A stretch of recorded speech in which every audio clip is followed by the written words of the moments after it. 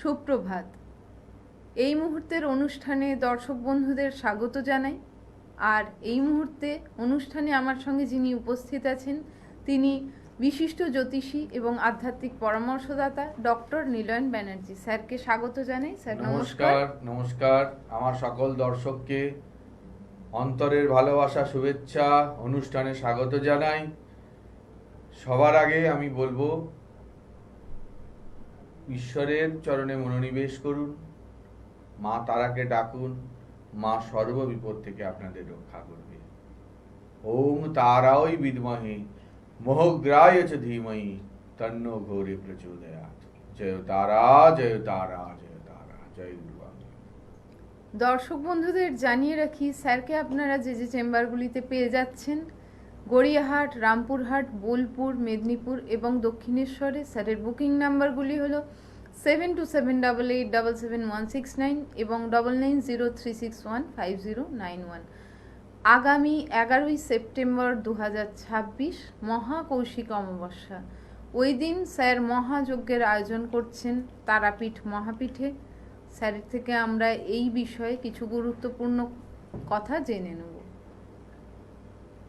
আমি প্রত্যেকটি সম্প্রতি যে অনুষ্ঠানগুলো করছি তাতে বারংবার বলছি সময়কে গুরুত্ব দেওয়ার কথা, কারণ সময় কারো জন্যই থেমে থাকে না।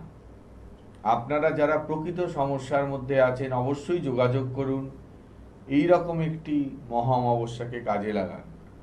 যারা ফোন করবেন অনুষ্ঠানে তাদের জন্য বলেছি, যদি তারা বলেন পরে তাদের জন্য একটা বিশেষ ছাড় তো থাকছে। এছাড়া যদি দুজন প্রতিকার নিচ্ছেন তার জন্য আপনাদের একটি ছাড়, সম্পূর্ণ বিনামূল্যে একটা প্রতিকার। অর্থাৎ পরিবারের তৃতীয় কোনো ব্যক্তির জন্য সম্পূর্ণ বিনামূল্যে তার প্রতিবিধান হবে। আর স্যার, এই মুহূর্তে একটি বিশেষ সমস্যা মানুষের মধ্যে রয়েছে, যেটি হচ্ছে কর্মে বাধা, বা কর্ম ছিল হঠাৎ করে কর্ম থেকে তাকে অপসারিত করা হয়েছে, বা কর্ম নেই, অনেক চেষ্টা করছেন, অনেক ইন্টারভিউ দিচ্ছেন, সেখানে তিনি সফল হচ্ছেন না, বা এমনও হচ্ছে কর্মের সুযোগই নেই। সেই ক্ষেত্রে তার কি করণীয় এবং এর জন্য কি গ্রহের কতটা গুরুত্ব আছে, বাস্তুর ভূমিকা কতটা এবং শত্রুতার ভূমিকা কি? গ্রহগত ভূমিকাটা সবার আগে বলি। লগ্নের 9th হাউস ভাগ্যভাব, এটা বিশাল ভূমিকা রাখে আপনার জন্ম থেকে মৃত্যু পর্যন্ত আপনার ভাগ্য সঞ্চালনে। আপনি ভাগ্যের কতটা শুভতা পাবেন, আপনি ভাগ্যের দ্বারা কতটা উন্নতি করবেন, সবটাই কিন্তু 9th হাউস।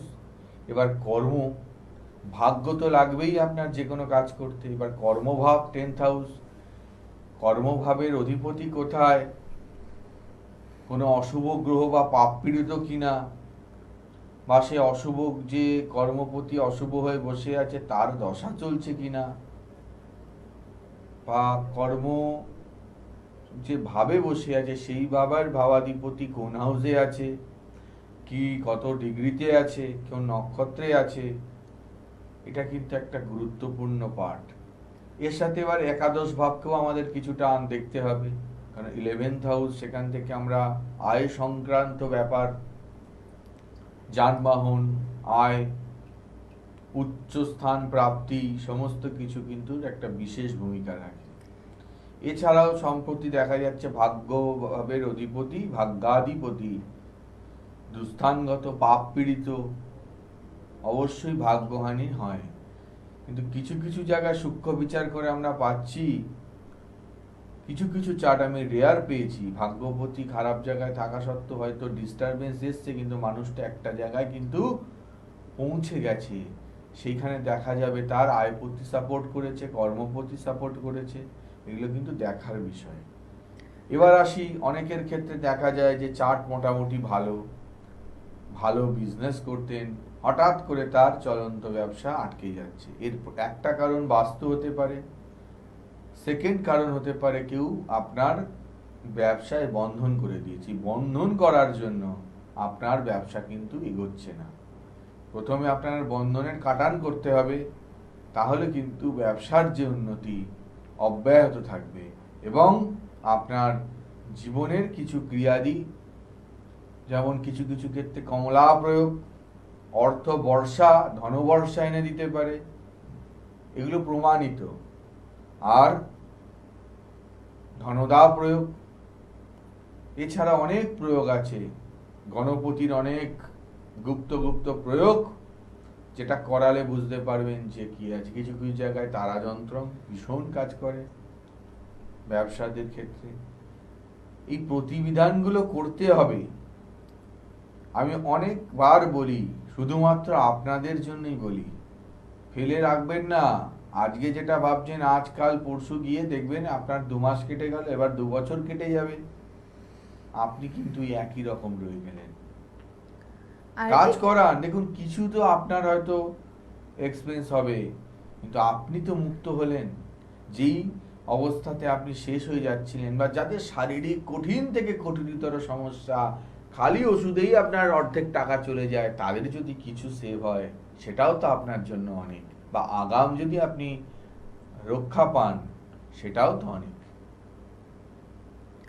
এই প্রসঙ্গেই বলে রাখি, স্যার যে কথাগুলি বললেন, এই জন্যই কিন্তু ব্যক্তিগত জন্মছক বিচার বিশ্লেষণের ভীষণ প্রয়োজন। তাই আপনাদের উদ্দেশ্যে একটু বলবো দর্শক বন্ধুদের, যে আপনারা যে কোনো জ্যোতিষ ব্যক্তিত্বের কাছে গিয়ে আপনাদের ব্যক্তিগত জন্মছক অবশ্যই বিচার বিশ্লেষণ করান এবং জানুন আপনার সমস্যার ঠিক জায়গাটা কোথায়, কেন আপনার জীবনে সমস্যা, সেটাকে নির্বাচন করুন এবং তারপরে প্রতিকার প্রতিবিধান অবশ্যই নিয়ে নিন। কেননা সমস্যাকে যদি আপনি ফেলে রাখেন, সমস্যায় কিন্তু আপনি আরও জড়িয়ে যাবেন।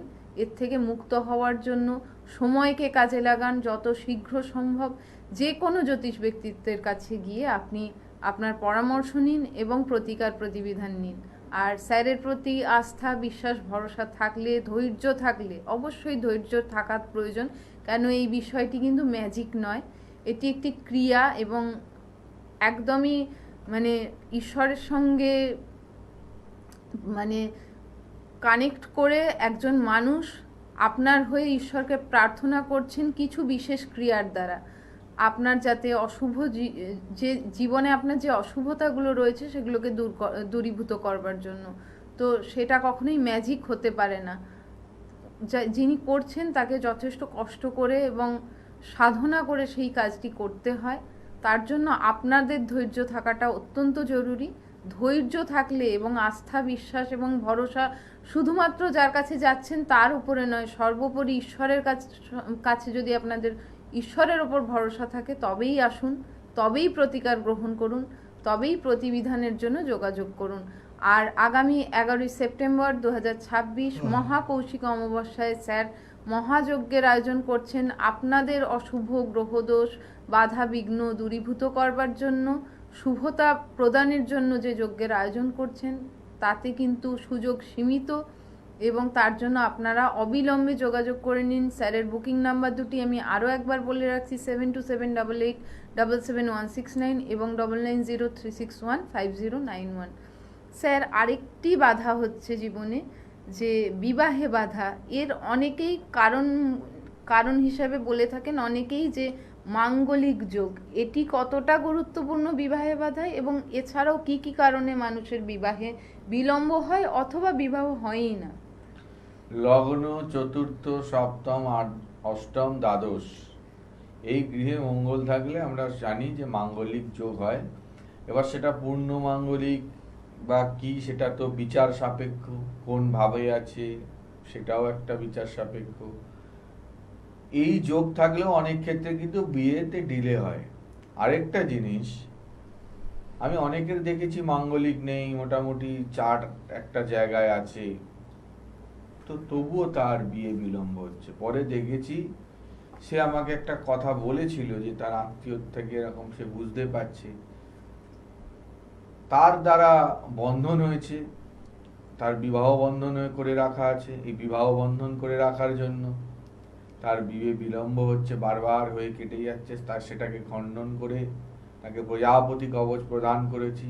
সে সিদ্ধ প্রজাপতি কবচ একবার ধারণ করলেই বুঝবেন যে বিবাহ কত সত্তর ভাবে হয় এবং কত তাড়াতাড়ি আপনাদের সমস্ত কিছু বিয়ের যোগাযোগ হয়।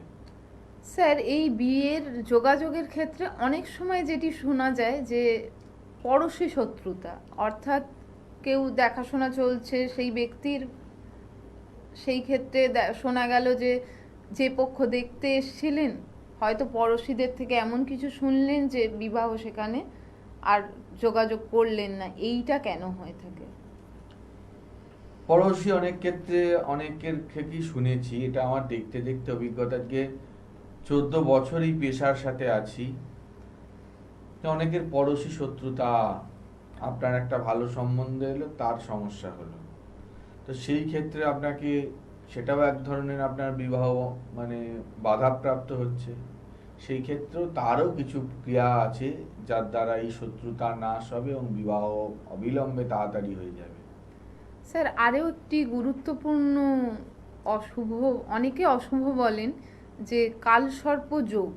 এই কালসর্প যোগ কী এবং এর জন্য মানুষের জীবনে তার গুরুত্ব কী বা কী ভূমিকা হয়ে থাকে মানুষের জীবনে, এটি কি প্রতিফলনের হয়ে থাকে? কালসর্প যোগের ক্ষেত্রে বিভিন্নভাবে অনেক ক্ষেত্রে তাদের উন্নতি বিঘ্নিত হয়, কিন্তু অনেকে ট্যালেন্টেড দেখেছি। কালসর্প যোগে বহু ট্যালেন্টেড মানুষ আছেন, বড় বড় মনীষী, বড় বড় দিকপাল দিকপাল মানুষ জন্মেছেন।